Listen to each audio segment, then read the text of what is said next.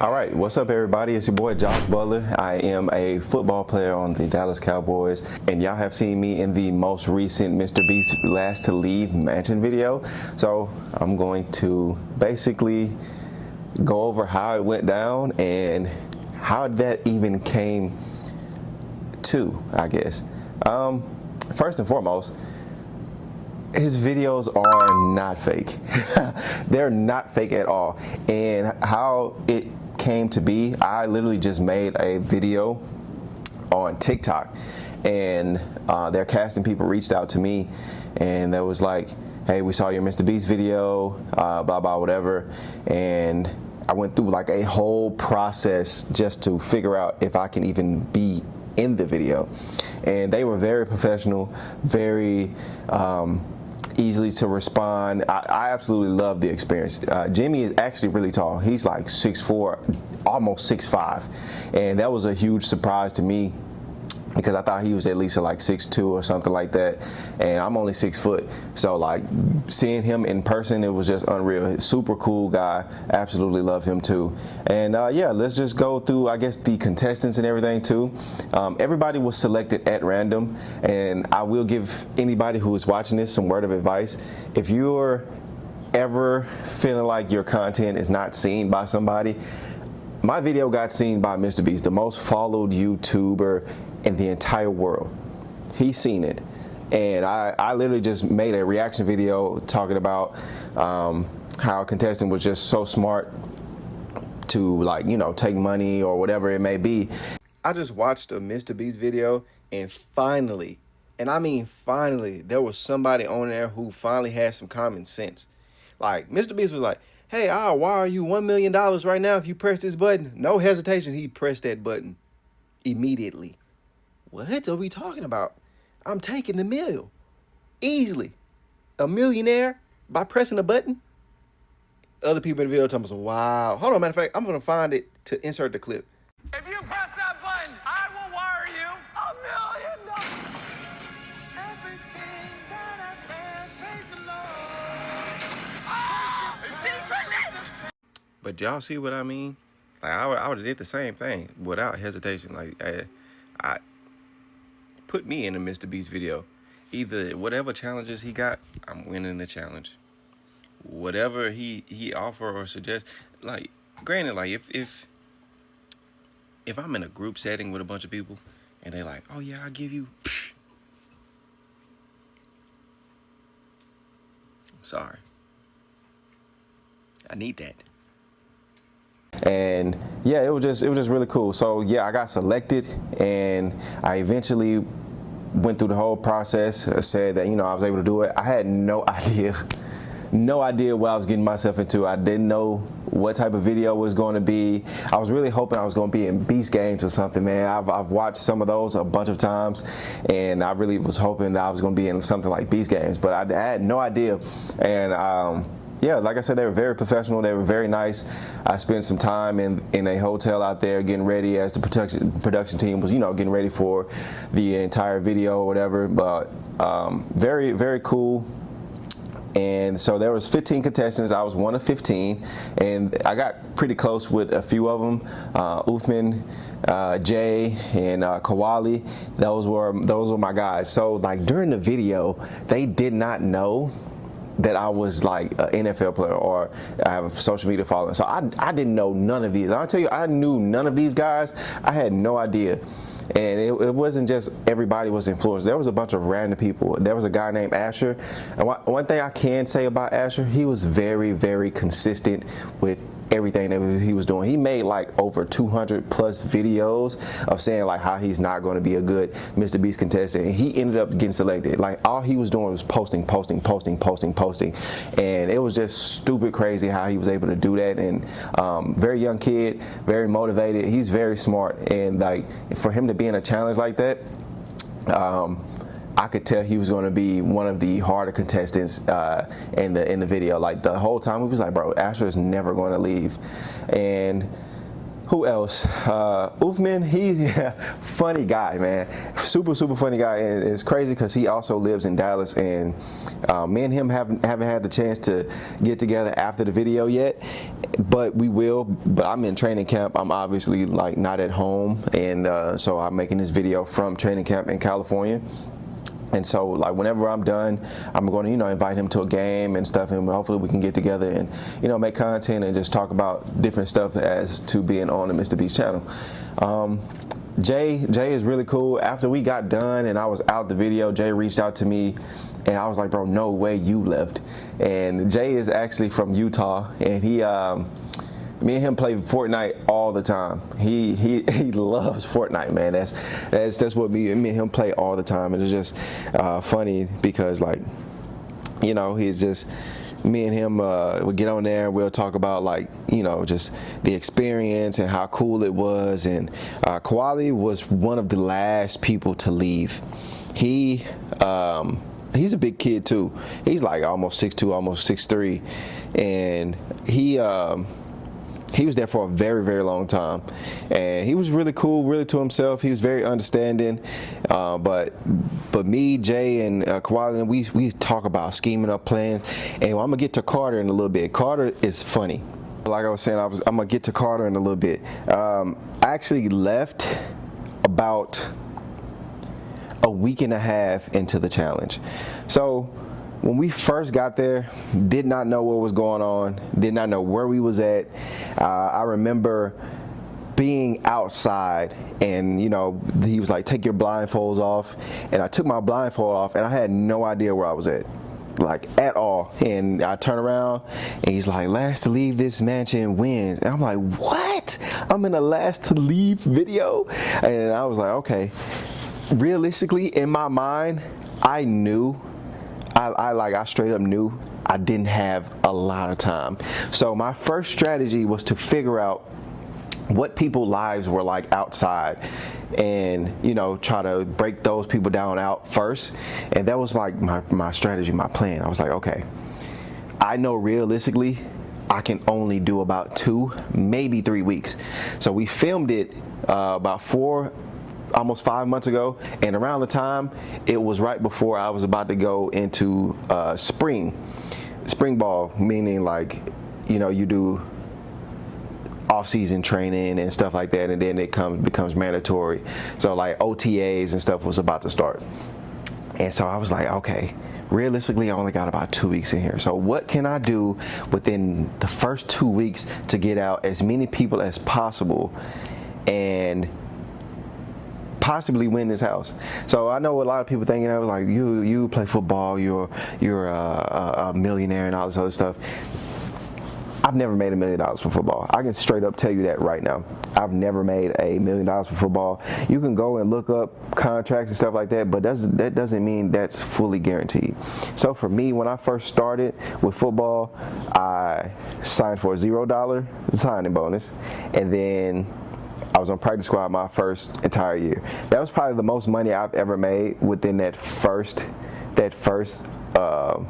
year of me signing. I've never made that much amount of money. I've probably made, like,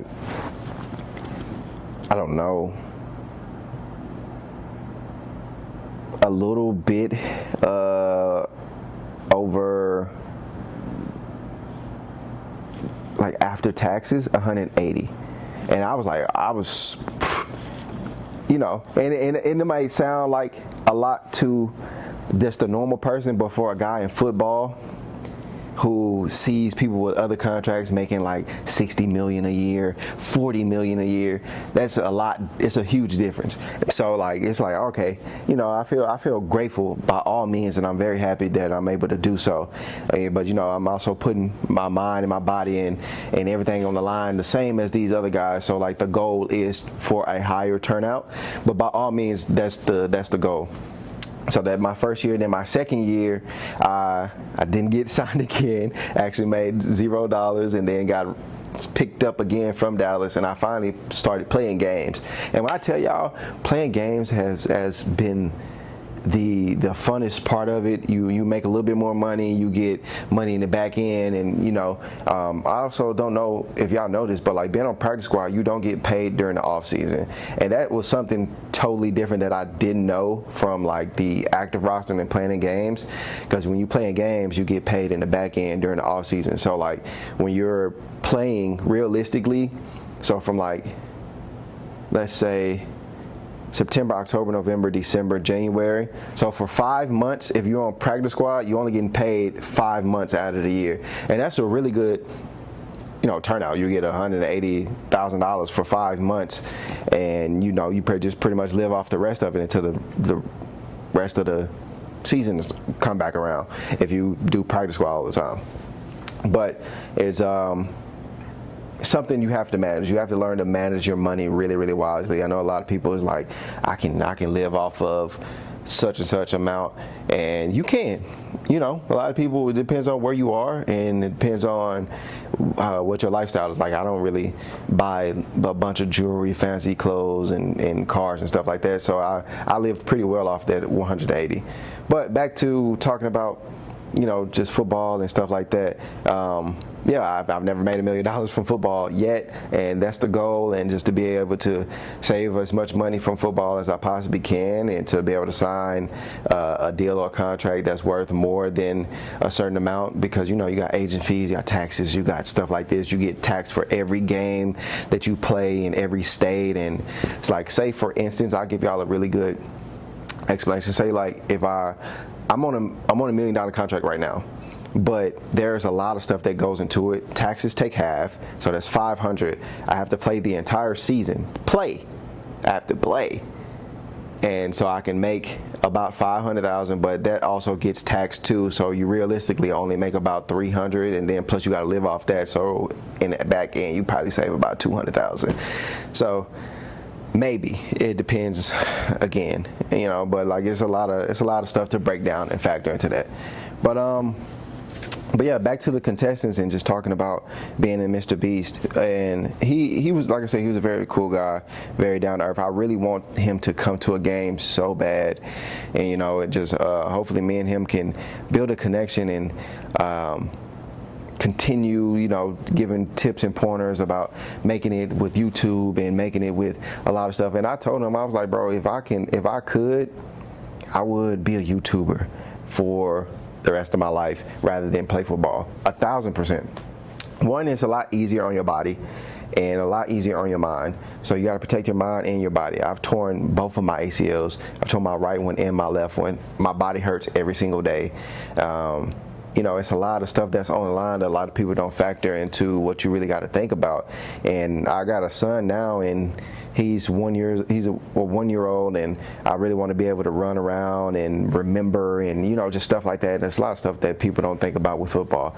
But like I said, being in the Mrbeast video, there were a lot of things that wasn't seen in the video. For one, I didn't get a lot of screen time, and I know why I didn't get a lot of screen time is because it was 4 months of footage. That's a lot of footage to go through. But I did pull a few pranks, and those did not get shown on screen, and I'm so upset about it. And then me and Carter, we ended up eventually scheming and plotting, because we figured out that, like, okay, me and him realistically only had about 2 weeks there too. So I got with him, and I was like, you know what, let's scheme up some stuff. Let's do this, let's do that, let's do this, let's do that. And it was really hard to like try to trust people. And but like we did one of the pranks. I remember getting like an earpiece, and I was like, hey, the production team told me everybody got to meet at the basketball courts, and I had got like some little fake thing off of like a piece of plant that was in there. I was like, production said we got to go to the basketball courts, and the last one there, like the first one there gets $10,000, and I'm pretending like everybody need to go to the garage. It did not work. It failed miserably. Oh my God, I was so disappointed. And then I was like, okay, what else can I do? And I ended up eventually, me, Oofman, and Jay, we threw out all the weights out of the weight room. So we started targeting like contestants. We tossed out all the weights, because I know it was like 3 people that love to lift, and we was like, all right, we're gonna go for them first. It was like a guy named Ryan and another guy that was lifting all the time. I can't remember. I think Quality liked to lift too, but we was like, man, you just had to sacrifice, do something in your room. And I needed to lift too. So, but like I said, I'm a professional athlete, so I was just doing calisthenics, push-ups, stuff like that. I was literally lifting the bed up and doing squats with the bed. They didn't show that either. But we was bonding a lot in the weight room. We threw out everything. Bikes, ellipticals, treadmills. We cut the wires on treadmills. We threw everything out. Anything that you could possibly work out with, gone. Me, Ufman, and Jay did that. We tossed all that stuff out. And then it goes to the next prank that we pulled. We froze all the food. When I say we froze everything for like 2-3 nights, and we took all the snacks. Like every snack that you can ever go in there and possibly get, we was trying to make sure that people be like, bro, where's all the food? Where's this? Where's that? It was like, bro, all right, we cannot keep on letting people like get to us. We was hiding noodles in our rooms, and we would all be the only ones to try to eat and stuff like that. And it was just one of them things that was like mind control. And then another prank we was pulling, we was grabbing pots and pans, and we was boom, boom, boom in the middle of the night while people were sleeping. So we was trying to like sleep deprive people to get people to leave, to be like, all right, I don't want to do this no more. And then like we got into a lot of people's heads because we was like, oh, you got a girlfriend, she's probably cheating on you right now, you ain't responded to her in like a week, blah blah whatever, go see your girlfriend, you gotta leave to see your girlfriend. And it was just harmless pranks like that. So we're gonna get to obviously the beginning of the video with Chase. I don't know, man. Like, I did not want him to mess my room up. I did not want Chase to mess my room up, man. And I was like, bro, you better not come in my room, bro. I swear, the video is gonna be over. You come in my room, and I gotta smell mayo and reddish and stuff every single night while I'm sleeping. Like, I'm finna really fight for real. But his idea was to make everybody get mad and want to not be there by crashing out. And it was just one of them things. We was like, bro, we gotta get Chase out. And he's also a cool kid too. A very down to earth guy. He makes a really good content. After we got out of the thing, he makes some really good content. I follow him on everything, and he makes some really good stuff. And I understand like his brand, his channel and stuff like that. He does a really good job with engagement and stuff too. But he was crashing out, man, and we was like, bro, Chase gotta go. He's tripping. So it was actually me, Carter, and Chase. We all left at the same time. But a lot of those stuff didn't get seen. We bonded a lot. There was another guy, Aaron. He was really to himself. He crashed out once, but he was in his room majority of the time. Ruben was really, really cool. He was the guy in the orange. I think a lot of y'all was making memes of him recently. Yeah, Kevin was cool. Kevin was the guy who mostly cleaned up a lot. Kevin was very well organized with a lot of stuff. And it was like, all right, you know, how can we make Kevin leave or something like that? And it was like, all right, let's dirty up everything. But I wasn't the one who pulled a prank on like dirt and stuff. I went dirty and everything. But I think like Chase and them figured that out, that he was a clean freak. And so there was like their whole objective was to make everything dirty. Who else was in there? Pierre was pretty much to himself. Alec was really cool, young kid. Who am I missing? I feel like I'm missing a lot of contestants. Oh, the first guy to leave, Jace. Oh my God, he didn't last a day. he didn't last a single day. He left, and I didn't really get a chance to talk to him much, you know. And his whole thing was like, this is wild, this is crazy, I don't know what I'm getting myself into. He was on a basketball scholarship. He had a lot of stuff going on for himself, so he ended up leaving first. And you know, it was just one of the things. It was like, hi Jace, bye Jace. You know, who else was in the house that I'm missing? I think that was everybody in the video. But you know, shout out to Mrbeast. Man, I love that guy, and you know, hopefully me and him can do some videos or something later on in life, and hopefully I can get him to come down to a Dallas Cowboys game. And you know, he was just a great all-around guy. I really enjoyed the video, and like I said, the video was not scripted. Everything that you've seen in the video was absolutely real, and I loved every single moment of it. And the reason why I left was because I had football to deal with. And you know, shout out to everybody in the production crew. Love all of y'all. So much great people that works with Jimmy, and so many great people that works with getting the production and stuff done. He is a very smart guy. Yeah, man, shout out to you, Mr. Beast. I love you. I appreciate you so much for the experience. Thank you for allowing me to be in a video. And if I am the first active NFL player to actually be a contestant in one of your videos, let me know. But yeah, man, I love y'all. I appreciate y'all. I actually have to get some rest because it's almost 11 p.m. here. But shout out to Mr. Beast. I will see y'all next time on my next episode of any YouTube videos I drop. I post all types of content on here, mostly like vlogs or behind the scenes, football, day in the life, you know, just anything that I'm doing all the time. I'm currently working on a camp video right now, so that's in the work of process. I make music, really good R&B music, so if you want to give me a follow here, shout out to y'all. I love y'all. I appreciate y'all. Peace.